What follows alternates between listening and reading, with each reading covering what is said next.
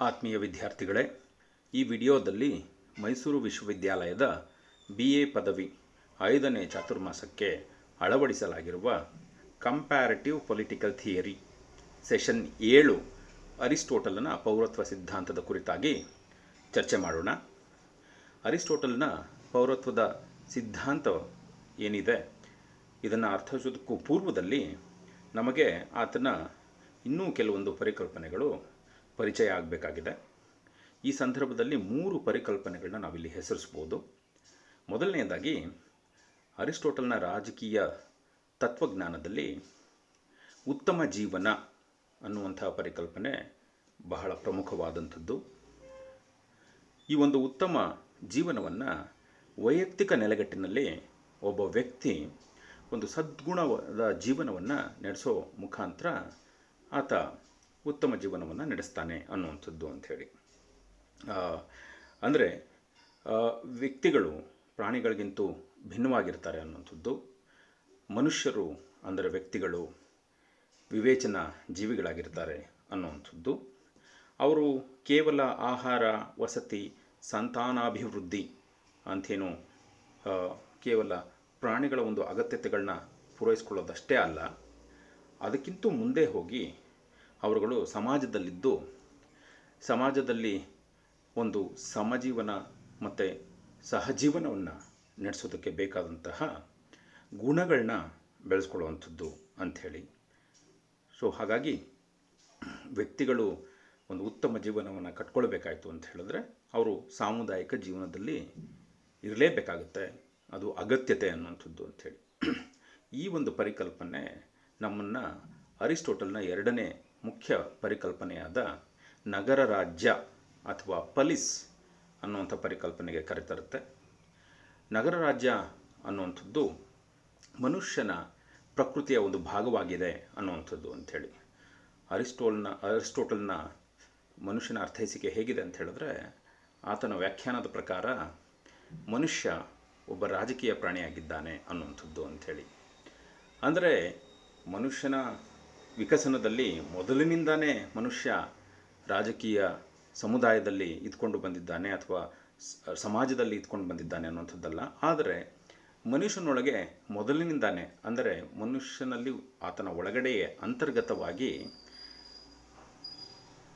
ಸಾಮುದಾಯಿಕ ಜೀವನ ನಡೆಸುವಂತಹ ಒಂದು ಗುಣ ಇರುವಂಥದ್ದು ಅಂಥೇಳಿ. ಈ ಒಂದು ಸಾಮುದಾಯಿಕ ಗುಣ ಏನಿದೆ, ಒಂದು ಸಾಂಘಿಕ ಜೀವನ ನಡೆಸುವಂಥ ಒಂದು ಗುಣ ಮನುಷ್ಯನಲ್ಲಿ ಮೊದಲಿಗೆ ಏನಿದೆ, ಅದು ಮನುಷ್ಯರನ್ನ ಸಮಾಜಗಳನ್ನ ಕಟ್ಟಿಕೊಂಡು ಆ ಸಮಾಜದೊಳಗೆ ಇದ್ದು ತಮಗೆ ಒಂದು ಉತ್ತಮ ಜೀವನ ಸಾಧ್ಯ ಆಗಬೇಕು ಅನ್ನುವಂಥ ಒಂದು ಪ್ರೇರಣೆಯನ್ನು ಕೊಡ್ತದೆ ಅನ್ನುವಂಥದ್ದು ಅಂಥೇಳಿ.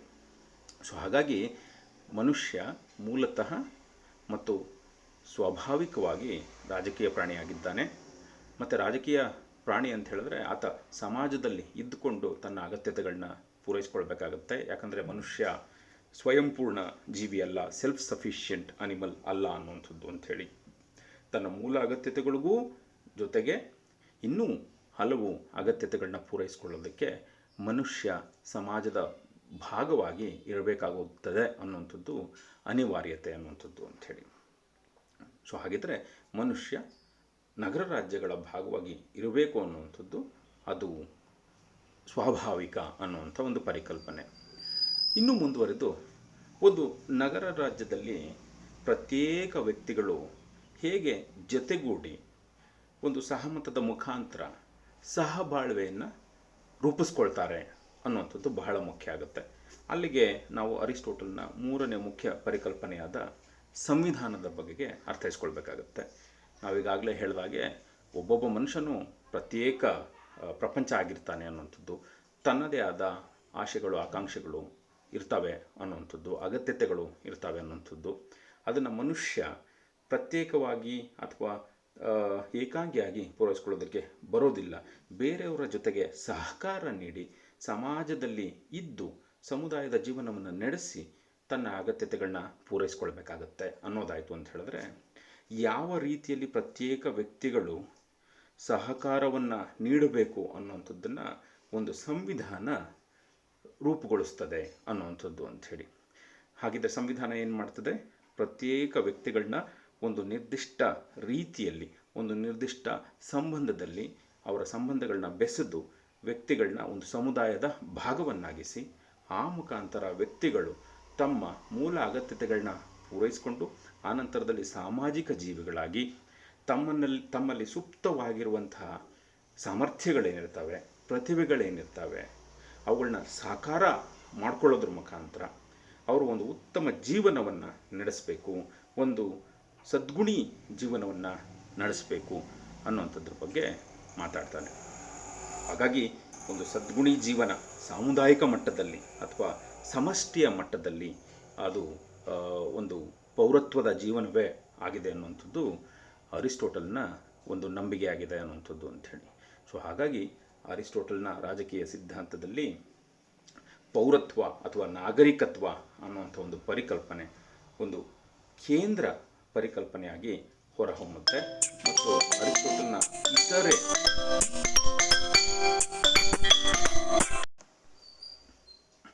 ಈಗ ಮುಂದುವರಿದು ಅರಿಸ್ಟೋಟಲ್ನ ಉತ್ತಮ ಜೀವನ ವೈಯಕ್ತಿಕ ಮಟ್ಟದಲ್ಲಿ ಹೇಗೆ ವ್ಯಾಖ್ಯಾನ ಆಗುತ್ತೆ ಅನ್ನುವಂಥದ್ದನ್ನು ಚರ್ಚೆ ಮಾಡೋಣ. ಅರಿಸ್ಟೋಟಲ್ನ ಪ್ರಕಾರ ಮನುಷ್ಯ ಜೀವಿಗಳ ವರ್ತನೆ ಅದು ಉದ್ದೇಶಾತ್ಮಕ ವರ್ತನೆ ಅನ್ನುವಂಥದ್ದು ಅಂಥೇಳಿ ಹೇಳ್ತಾನೆ. ಅಂದರೆ ಮನುಷ್ಯನ ಎಲ್ಲ ಪ್ರಕ್ರಿಯೆಗಳ ಹಿಂದೆ ಯಾವುದೋ ಒಂದು ಕಾರಣ ಇರ್ತದೆ, ಯಾವುದೋ ಒಂದು ಉದ್ದೇಶ ಅಥವಾ ಗುರಿ ಇರ್ತದೆ ಅನ್ನುವಂಥದ್ದು ಅಂತ ಹೇಳ್ಬಿಟ್ಟು, ಅಂತಹ ಉದ್ದೇಶ, ಅಂತಹ ಒಂದು ಪರಮ ಗುರಿ, ಅಲ್ಟಿಮೇಟ್ ಗೋಲ್ ಅಂತ ಏನು ನಾವು ಕರಿತೀವಿ, ಅದನ್ನು ಅರಿಸ್ಟೋಟಲ್ಲು ಗುಡ್ ಲೈಫ್ ಅಥವಾ ಉತ್ತಮ ಜೀವನ ಅಂಥೇಳಿ ಅದನ್ನು ಗುರುತಿಸ್ತಾನೆ ಅನ್ನುವಂಥದ್ದು ಅಂತ ಹೇಳ್ಬಿಟ್ಟು. ಅಂದರೆ ನಮ್ಮ ಜೀವನದಲ್ಲಿ ಉತ್ತಮವಾದಂತಹ ಹಲವಾರು ಸಂಗತಿಗಳು ಅವು ಇರ್ತವೆ ಅನ್ನುವಂಥದ್ದು, ಅವುಗಳನ್ನ ನಾವು ಈಡೇರಿಸ್ಕೊಳ್ಬೇಕು ಅನ್ನುವಂಥದ್ದು.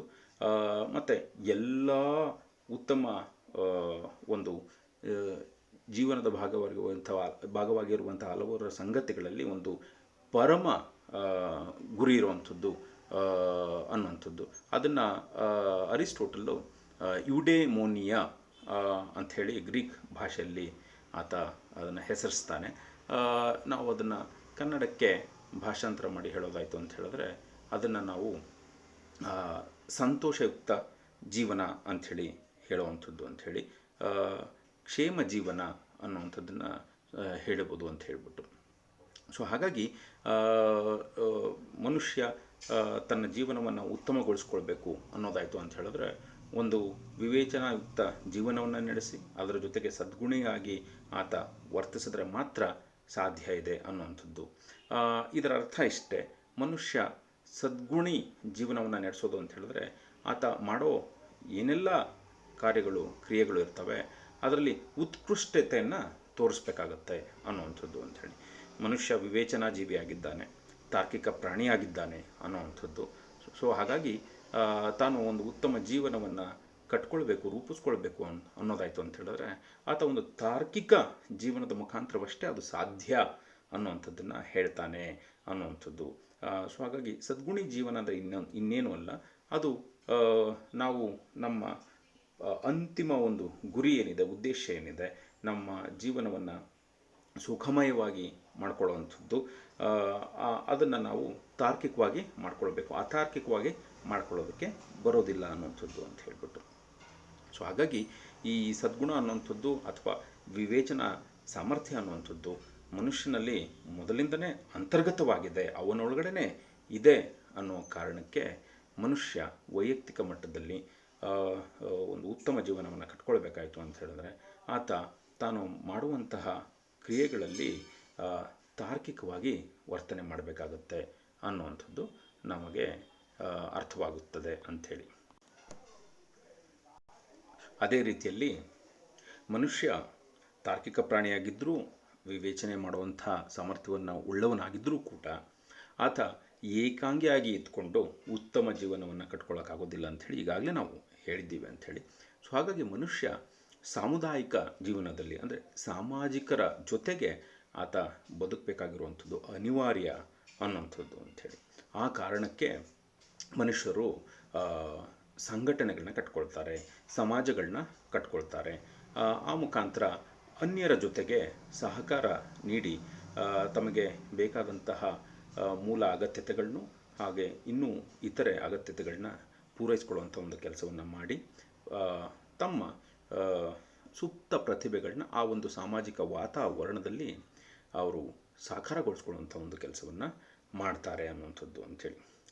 ಇಂತಹ ಒಂದು ಸಾಮುದಾಯಿಕ ಜೀವನವನ್ನು ರೂಪಿಸ್ಕೊಳ್ಳುವಂಥ ಒಂದು ಪ್ರಕ್ರಿಯೆ ಏನಿದೆ ಇದನ್ನೇ ಅರಿಸ್ಟೋಟಲನು ರಾಜ್ಯ ವಿಜ್ಞಾನ ಅಥವಾ ಸೈನ್ಸ್ ಆಫ್ ಪಲಿಸ್ ಅಂಥೇಳಿ ಕರೀತಾನೆ, ಅಥವಾ ಅದನ್ನು ರಾಜಕೀಯ ಅಂಥೇಳಿ ಕರೀತಾನೆ. ಗ್ರೀಕ್ ಭಾಷೆಯಲ್ಲಿ ಇದನ್ನು ಪೊಲಿಟಿಕೆ ಅಂಥೇಳಿ ಕರೀತಾರೆ ಅನ್ನುವಂಥದ್ದು.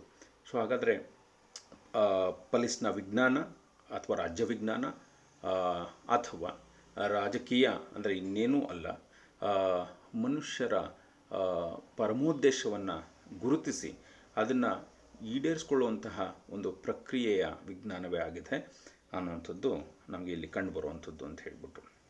ಸೊ ಹಾಗಾಗಿ ಮನುಷ್ಯನ ಪರಮೋದ್ದೇಶ ಅಥವಾ ಅಂತಿಮ ಗುರಿ ಏನಪ್ಪ ಅಂತ ಹೇಳಿದ್ರೆ ನಗರ ರಾಜ್ಯಗಳಲ್ಲಿ ಅಥವಾ ಸಮುದಾಯಗಳಲ್ಲಿ ಇದ್ಕೊಂಡು ತಮಗೆ ಎಲ್ಲರಿಗೂ ಒಳಿತಾದಂತಹ ಸಮಷ್ಟಿ ಹಿತ ಏನು, ಕಲೆಕ್ಟಿವ್ ಗುಡ್ ಏನು ಅಂಥೇಳಿ ಅರ್ಥೈಸ್ಕೊಂಡು ಆ ನಂತರದಲ್ಲಿ ಅದನ್ನು ಈಡೇರಿಸ್ಕೊಳ್ಳುವಂಥದ್ದು, ಪ್ರಮೋಟ್ ಮಾಡುವಂಥದ್ದೇ ಅಂತಿಮ ಗುರಿಯಾಗಿರುತ್ತೆ ಅನ್ನುವಂಥದ್ದು ಅಂತ ಹೇಳ್ಬಿಟ್ಟು. ಹಾಗಿದ್ರೆ ನಗರ ರಾಜ್ಯ ಅಥವಾ ಪೊಲೀಸ್ ಅನ್ನುವಂಥ ಒಂದು ಸ್ಥಳ ಅದು ಆ ಒಂದು ಸಮುದಾಯದಲ್ಲಿ ಇರುವಂತಹ ಎಲ್ಲ ವ್ಯಕ್ತಿಗಳ ಅಂತಿಮ ಗುರಿ ಅಂದರೆ ಒಂದು ಉತ್ತಮ ಜೀವನ ಏನಿದೆ ಅದನ್ನು ಹೇಗೆ ಈಡೇರಿಸ್ಕೊಳ್ಬೇಕು ಅಂಥೇಳಿ ಒಂದು ಸಹಮತಕ್ಕೆ ಬರುವಂತಹ ಸ್ಥಳವೇ ಆಗಿದೆ ಅಂಥೇಳಿ ನಾವು ಹೇಳ್ಬೋದು. ಸೊ ಈ ಅಂತಿಮ ಗುರಿ ಸಾಮುದಾಯಿಕ ಮಟ್ಟದಲ್ಲಿ ಏನಪ್ಪ ಅಂತ ಹೇಳಿದ್ರೆ ಅದು ಸಮಷ್ಟಿ ಹಿತ ಅಂಥೇಳಿ ನಾವು ಹೇಳ್ತೀವಿ. ಕಲೆಕ್ಟಿವ್ ಗುಡ್ ಅನ್ನುವಂಥ ಒಂದು ಹೆಸರನ್ನು ಅದಕ್ಕೆ ನಾವು ಕೊಡ್ತೀವಿ ಅನ್ನುವಂಥದ್ದು. ಈ ಕಲೆಕ್ಟಿವ್ ಗುಡ್ಡನ್ನು ಈಡೇರಿಸ್ಕೊಳ್ಳುವಂತಹ ಒಂದು ಸ್ಥಳ ಅದು ರಾಜ್ಯ ಅಥವಾ ಪಲಿಸ್, ನಗರ ರಾಜ್ಯ ಅಂಥೇಳಿ ನಾವು ಗುರುತಿಸ್ತೀವಿ.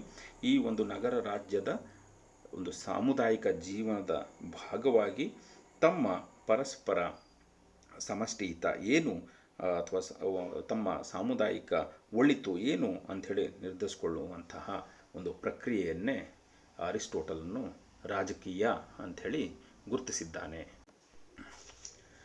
ಈ ಉತ್ತಮ ಜೀವನ ಏನು ಅನ್ನುವಂಥದ್ದನ್ನು ಅರಿಸ್ಟೋಟಲ್ಲು ಅಧ್ಯಯನ ಮಾಡ್ತಾ ಆತ ಹೇಳ್ತಾನೆ, ಇದರ ಯಾವುದೇ ಒಂದು ವ್ಯಾಖ್ಯಾನ ಇಲ್ಲ ಅನ್ನುವಂಥದ್ದು ಅಂಥೇಳಿ. ಬೇರೆ ಬೇರೆ ನಗರ ರಾಜ್ಯಗಳಲ್ಲಿ ಬೇರೆ ಬೇರೆ ರೀತಿಯಲ್ಲೇ ಉತ್ತಮ ಜೀವನವನ್ನು ರೂಪಿಸ್ಕೊಳ್ಳುವಂಥ ಒಂದು ಪ್ರಕ್ರಿಯೆಯಲ್ಲಿ ಜನರು ಇರ್ತಾರೆ ಅನ್ನುವಂಥದ್ದನ್ನು ಆತ ಹೇಳುವಂಥದ್ದು. ಸೊ ಹಾಗಾಗಿ ಅರಿಸ್ಟೋಟಲನು ಒಬ್ಬ ಪ್ರಮುಖ ಸಂವಿಧಾನಗಳ ಅಧ್ಯಯನಕಾರ ಅನ್ನುವಂಥ ಸಂದರ್ಭದಲ್ಲಿ ಅವನು ಪುರಾತನ ಗ್ರೀಕ್ ಸಭ್ಯತೆಯ ಸಂದರ್ಭದಲ್ಲಿ ಒಂದು 158 ಸಂವಿಧಾನಗಳನ್ನ ಅಧ್ಯಯನ ಮಾಡಿ ಅದರಲ್ಲಿ ಆತ ಕಂಡುಹಿಡ್ಕೊಳ್ಳೋದೇನು ಅಂತ ಹೇಳಿದ್ರೆ ಉತ್ತಮ ಜೀವನವನ್ನು ಬೇರೆ ಬೇರೆ ನಗರ ರಾಜ್ಯಗಳಲ್ಲಿ ಅಲ್ಲಿನ ಜನರು ಭಿನ್ನವಾಗಿ ವ್ಯಾಖ್ಯಾನ ಮಾಡ್ಕೊಳ್ತಾರೆ ಅನ್ನುವಂಥದ್ದು ಅಂತ ಹೇಳ್ಬಿಟ್ಟು. ಸೊ ಹಾಗಾಗಿ ಅರಿಸ್ಟೋಟಲನು ಈ ಎಲ್ಲ ಸಂವಿಧಾನಗಳನ್ನ ಅಧ್ಯಯನ ಮಾಡಿ ಅದರಲ್ಲಿ ಉತ್ತಮವಾದ ಸಂವಿಧಾನ ಯಾವುದು, ಸಂವಿಧಾನ ಅಂತ ಹೇಳಿದ್ರೆ ಗ್ರೀಕ್ ಭಾಷೆಯಲ್ಲಿ ಪೊಲಿಟೇಯ ಅಂಥೇಳಿ ಆಗುತ್ತೆ. ಸೊ ಅದನ್ನು ಅಧ್ಯಯನ ಮಾಡುವಂಥ ಒಂದು ಕೆಲಸವನ್ನು ಆತ ಮಾಡ್ತಾನೆ ಅನ್ನುವಂಥದ್ದು ಅಂಥೇಳಿ. ಸೊ ಹಾಗಾಗಿ ಸಂವಿಧಾನ ಅಂತ ಹೇಳಿದ್ರೆ ಅರಿಸ್ಟೋಟಲನ ಪ್ರಕಾರ ಅದು ಅಧಿಕಾರವನ್ನು ಹಂಚಿಕೆ ಮಾಡುವ ಒಂದು ಪರಿಕ್ರಮ ಅನ್ನುವಂಥದ್ದಾಗಲಿ ಅಥವಾ ಒಂದು ಜೀವನ ಶೈಲಿಯನ್ನು ಹೇಗೆ ನಾವು ಅಳವಡಿಸ್ಕೊಳ್ಬೇಕು ಅನ್ನುವಂಥದ್ರ ಒಂದು ನಕ್ಷೆಯಾಗಿ ನಮಗೆ ಅದು ಕಾಣಿಸುತ್ತೆ ಅಂಥೇಳಿ ಹೇಳ್ತಾನೆ ಅಂತ ಹೇಳ್ಬಿಟ್ಟು. ಸೊ ಹಾಗಾಗಿ ಬೇರೆ ಬೇರೆ ಸಂವಿಧಾನಗಳು ಜನರನ್ನು ಬೇರೆ ಬೇರೆ ರೀತಿಯಲ್ಲೇ ಸಂಯೋಜಿಸಿ ಅವ್ರಿಗೆ ನಿರ್ದಿಷ್ಟವಾಗಿ ಯಾವ ರೀತಿಯ ಭೂಮಿಕೆಗಳನ್ನ ಅವರು ಒಂದು ಸಮಾಜದ ಭಾಗವಾಗಿ ನಿರ್ವಹಿಸಬೇಕು ಅನ್ನುವಂಥದ್ದು ಮತ್ತು ಅಧಿಕಾರವನ್ನು ಹೇಗೆ ಅವರು ಪರಸ್ಪರ ಹಂಚ್ಕೊಳ್ಬೇಕು ಅನ್ನುವಂತಹ ಒಂದು ವಿಷಯವನ್ನು ಸಂವಿಧಾನಗಳು ಅಲ್ಲಿನ ನಗರದ ಜನರಿಗೆ ತಿಳಿಸ್ತವೆ ಅನ್ನುವಂಥದ್ದು ಅಂತ ಹೇಳ್ಬಿಟ್ಟು. ಸೊ ಹಾಗಾಗಿ ಯಾವುದೇ ಒಂದು ಸಂವಿಧಾನದಲ್ಲಿ ಅಥವಾ ಒಂದು ನಗರ ರಾಜ್ಯದಲ್ಲಿ ಅಲ್ಲಿನ ಪೌರರ ಒಟ್ಟಾರೆ ಭೂಮಿಕೆ ಏನು ಅಥವಾ ಪಾತ್ರ ಏನು ಮತ್ತು ಅದರ ಸ್ವರೂಪ ಏನು ಅನ್ನುವಂಥದ್ದನ್ನು ಅಲ್ಲಿನ ಸಂವಿಧಾನ ಏನಿದೆ ಅದು ನಿರ್ಧರಿಸುತ್ತೆ ಅನ್ನುವಂಥದ್ದನ್ನು ಅರಿಸ್ಟೋಟಲ್ಲು ನಮಗೆ ತಿಳಿಸಿ. ಹಾಗಾದರೆ ಅರಿಸ್ಟೋಟಲ್ನ ವ್ಯಾಖ್ಯಾನದಲ್ಲಿ ಈ ಪೌರರು ಅಂದರೆ ಯಾರಪ್ಪ ಅನ್ನೋಂಥ ಪ್ರಶ್ನೆ ನಮ್ಮಲ್ಲಿ ಮೂಡುತ್ತದೆ ಅನ್ನೋಂಥದ್ದು. ಆ ಒಂದು ನಿಟ್ಟಿನಲ್ಲಿ ಅರಿಸ್ಟೋಟಲ್ಲು ತನ್ನದೇ ಆದ ದೃಷ್ಟಿಕೋನಗಳನ್ನ ವ್ಯಕ್ತಪಡಿಸ್ತಾನೆ ಅನ್ನುವಂಥದ್ದು. ಮೂಲತಃ ಅರಿಸ್ಟೋಟಲ್ನ ಪ್ರಕಾರ ಪೌರತ್ವದ ಯಾವುದೇ ಒಂದು ಸಿದ್ಧಾಂತ ಇಲ್ಲ, ಅಥವಾ ಎಲ್ಲರಿಗೂ ಒಪ್ಪಿಗೆಯಾಗುವಂತಹ ಸಾರ್ವತ್ರಿಕ ಸಿದ್ಧಾಂತವಿಲ್ಲ ಅಂಥೇಳಿ ನಮಗೆ ಆತ ತಿಳಿಸ್ಕೊಡುವಂಥದ್ದು ಅಂತ ಹೇಳ್ಬಿಟ್ಟು. ಯಾವುದೇ ಒಂದು ನಗರದಲ್ಲಿ ಅಲ್ಲಿನ ಪೌರರ ಒಂದು ಭೂಮಿಕೆ ಹೇಗಿರುತ್ತೆ, ಅವರ ಹಕ್ಕುಗಳು ಮತ್ತು ಬಾಧ್ಯತೆಗಳು ಯಾವ ಸ್ವರೂಪದ್ದಾಗಿರ್ತವೆ ಅನ್ನುವಂಥದ್ದನ್ನು ಅಲ್ಲಿನ ಸ್ಥಳೀಯ ಸಂವಿಧಾನವೇ ನಿರ್ಧಾರ ಮಾಡ್ತಾಯಿದೆ ಅನ್ನುವಂಥದ್ದು ಒಂದು ಮುಖ್ಯ ಕಾರಣವಾಗುತ್ತೆ ಅನ್ನುವಂಥದ್ದು ಅಂತ ಹೇಳ್ಬಿಟ್ಟು. ಮತ್ತು ಅದರ ಜೊತೆಗೆ ಒಂದು ಪ್ರಮುಖ ಕರ್ತವ್ಯ ಒಂದು ಉತ್ತಮ ಪೌರರ ಸಂದರ್ಭದಲ್ಲಿ ಏನಪ್ಪ ಅಂತ ಹೇಳಿದ್ರೆ, ಅವರ ಪ್ರತ್ಯೇಕ ನಗರದ ಸಂವಿಧಾನಗಳನ್ನ ಅವರು ಉಳಿಸ್ಕೊಳ್ಬೇಕು ಅನ್ನುವಂಥದ್ದು ಅಂಥೇಳಿ, ಅದನ್ನು ರಕ್ಷಿಸ್ಕೊಳ್ಬೇಕು ಅನ್ನುವಂಥದ್ದು ಅಂತ ಹೇಳ್ಬಿಟ್ಟು. ಮತ್ತು ತಮ್ಮ ಸಂವಿಧಾನವನ್ನು ರಕ್ಷಿಸಿಕೊಳ್ಳುವಂಥ ಸಂದರ್ಭದಲ್ಲಿ ತಮ್ಮ ಸಂವಿಧಾನ ವ್ಯಾಖ್ಯಾನ ಮಾಡಿರುವಂತಹ ಸಮಾನ ಹಿತ ಅಥವಾ ಸಮಷ್ಟಿ ಹಿತ ಅನ್ನುವಂಥದ್ದನ್ನು ಕೂಡ ಎಲ್ಲ ನಾಗರಿಕರು ಉಳಿಸುವಂಥ ಸಂದರ್ಭದಲ್ಲಿ, ರಕ್ಷಿಸುವಂಥ ಸಂದರ್ಭದಲ್ಲಿ ಬದ್ಧತೆಯನ್ನು ತೋರಿಸ್ಬೇಕಾಗತ್ತೆ ಅನ್ನೋಂಥದ್ದು ಕೂಡ ಅರಿಸ್ಟೋಟಲ್ ನಮಗೆ ತಿಳಿಸ್ಕೊಡ್ತಾನೆ.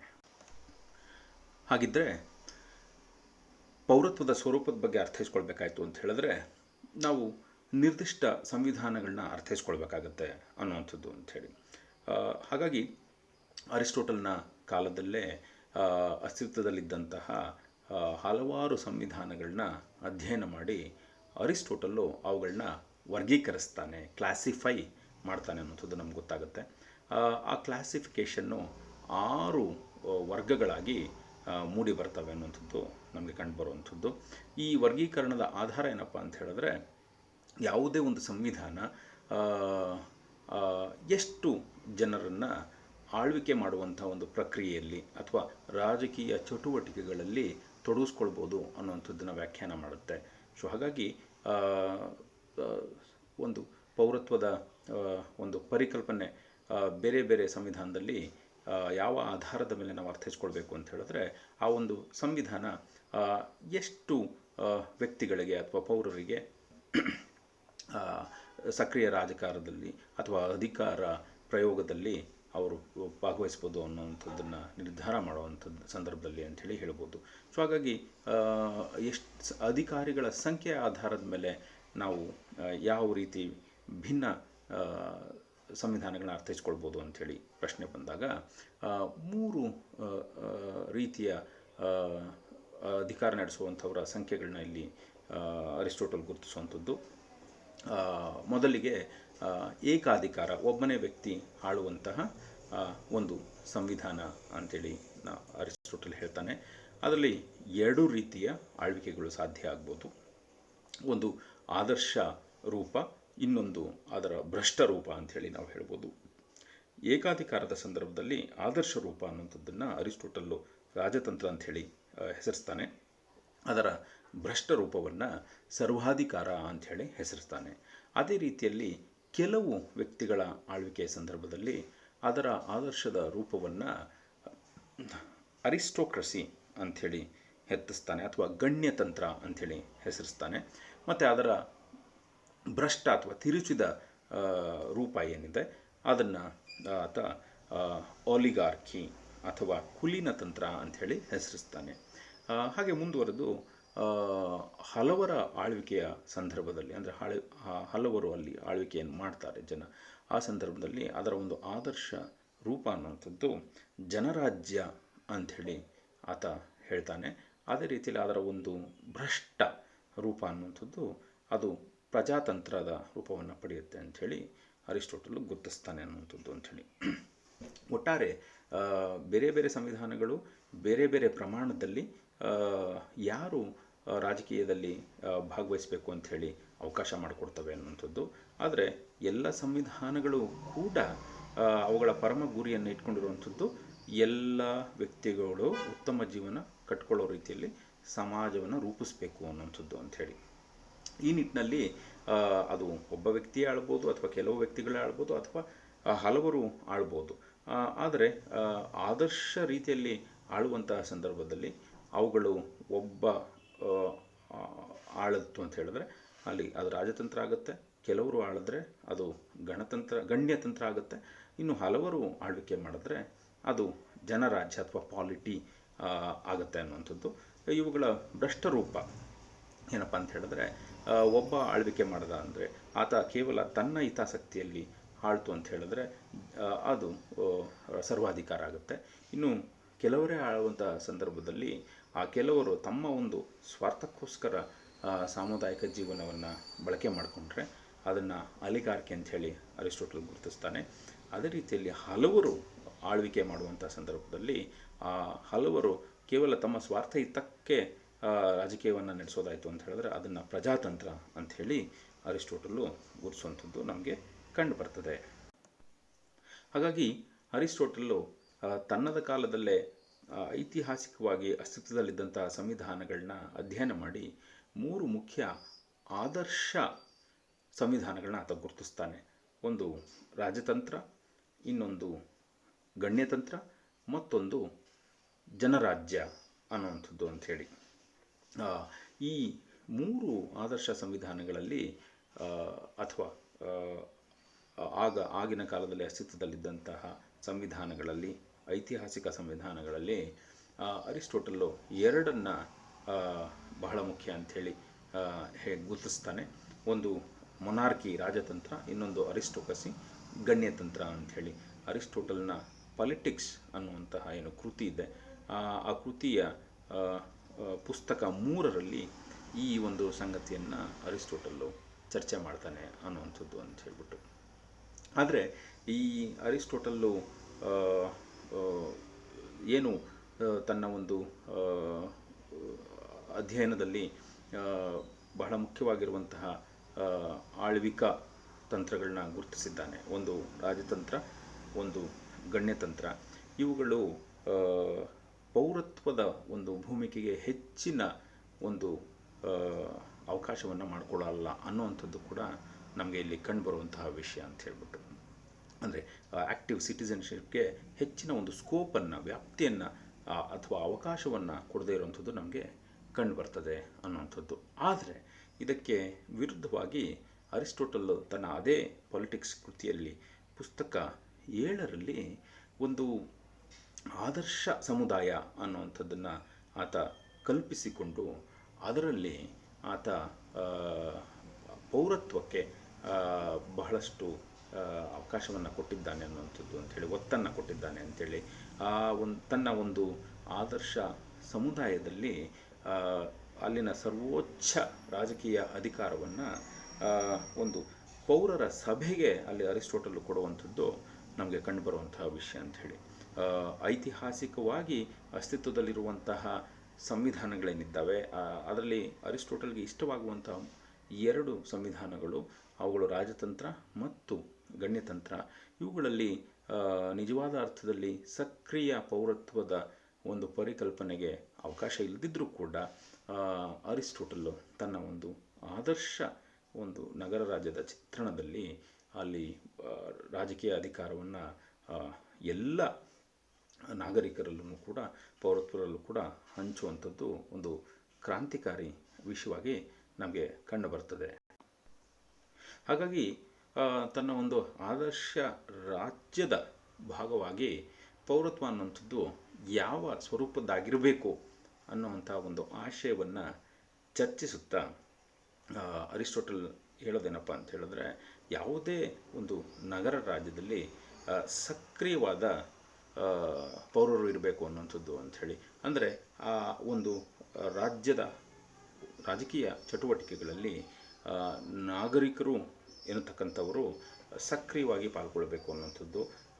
ಆಧುನಿಕ ಕಾಲದಲ್ಲಿ ನಾವು ನಮ್ಮ ಒಂದು ಪೌರತ್ವವನ್ನು ಕೇವಲ ಮತ ಚಲಾಯಿಸುವುದಕ್ಕಷ್ಟೇ ಏನು ಸೀಮಿತಗೊಳಿಸ್ಕೊಂಡಿರ್ತೀವಿ, ಅಥವಾ ಕೆಲವೊಂದು ಬಾರಿ ಪ್ರತಿಭಟನೆಗಳಲ್ಲಿ ಏನೋ ತೊಡ್ಕೊಳ್ತೀವಿ. ಅದು ವಿರಳವಾಗಿ ತೊಡ್ಕೊಳ್ಳುವಂಥದ್ದು. ಎಲ್ಲರೂ ಕೂಡ ಸಕ್ರಿಯ ರಾಜಕಾರಣದಲ್ಲಿ ತೊಡ್ಕೊಳ್ಳೋದು ಬಹಳ ಕಷ್ಟಕರ ಅಂಥೇಳಿ ನಾವೇನು ಭಾವಿಸಿದ್ದೀವಿ.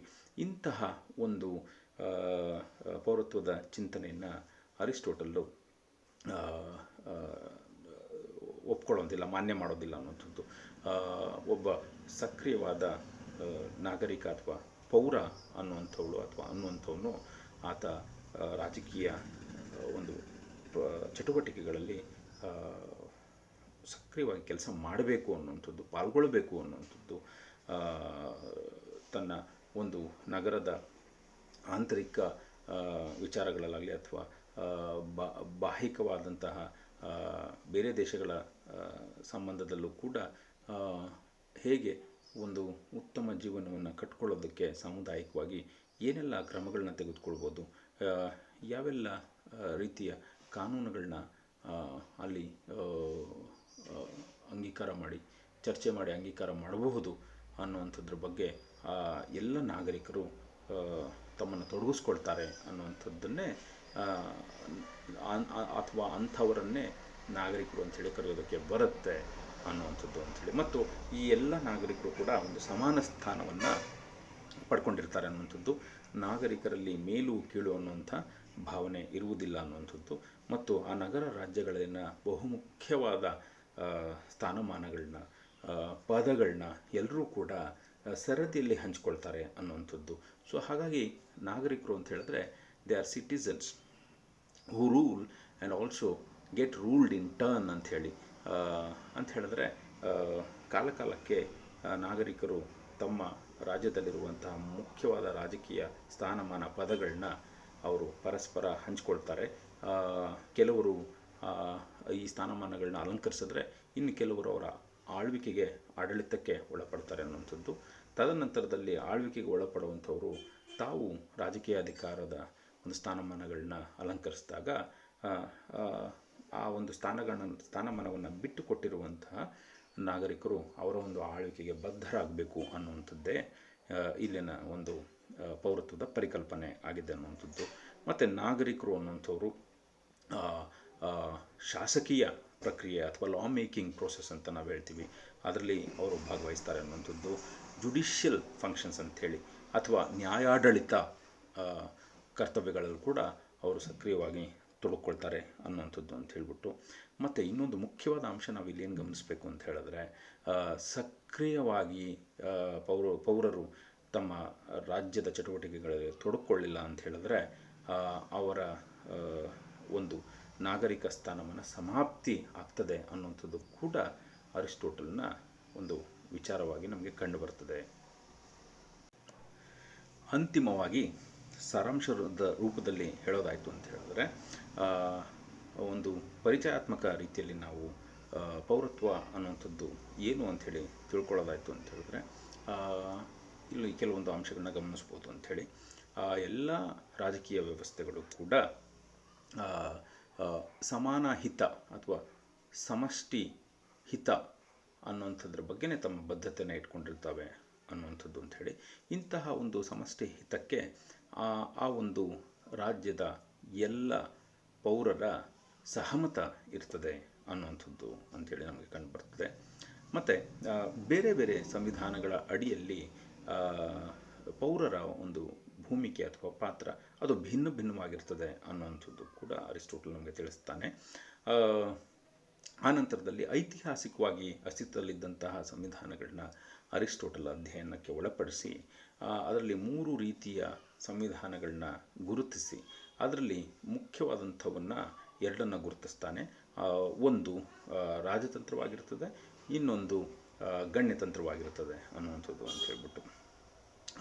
ಆದರೆ ಈ 2 ಅರಿಸ್ಟೋಟಲ್ನ ಕಾಲದಲ್ಲಿ ಅಸ್ತಿತ್ವದಲ್ಲಿದ್ದಂತಹ ಸಂವಿಧಾನಗಳು ಸಕ್ರಿಯ ಪೌರತ್ವಕ್ಕೆ ಹೆಚ್ಚೇನು ಪ್ರೋತ್ಸಾಹ ಕೊಡ್ತಾ ಇರಲಿಲ್ಲ ಅನ್ನುವಂಥದ್ದನ್ನು ಕೂಡ ಆತ ಚರ್ಚಿಸ್ತಾನೆ ಅನ್ನುವಂಥದ್ದು. ಅವನ ಪ್ರಕಾರ ಒಂದು ಆದರ್ಶ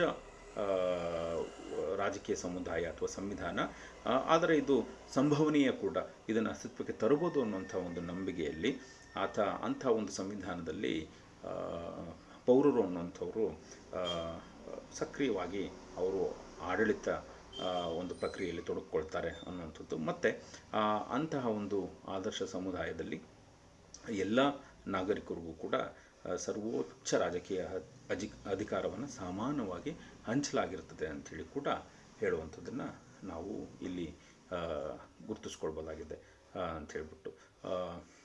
ಇದರ ಮುಂದುವರಿದ ಮತ್ತು ವಿಶದವಾದ ಒಂದು ಅರಿಸ್ಟೋಟಲ್ನ ಪೌರತ್ವದ ಒಂದು ಪರಿಕಲ್ಪನೆಯ ಚರ್ಚೆಯನ್ನು ನಾವು ಮುಂದಿನ ಸೆಷನ್ 8 ವಿಡಿಯೋದಲ್ಲಿ ಚರ್ಚೆ ಮಾಡಿ ಅರ್ಥೈಸ್ಕೊಳ್ಳೋಣ ಅಂತ ಹೇಳ್ತಾ ನಿಮ್ಮೆಲ್ಲರಿಗೂ ನಾನು ವಂದನೆಗಳನ್ನ ತಿಳಿಸ್ತೇನೆ. ಧನ್ಯವಾದಗಳು.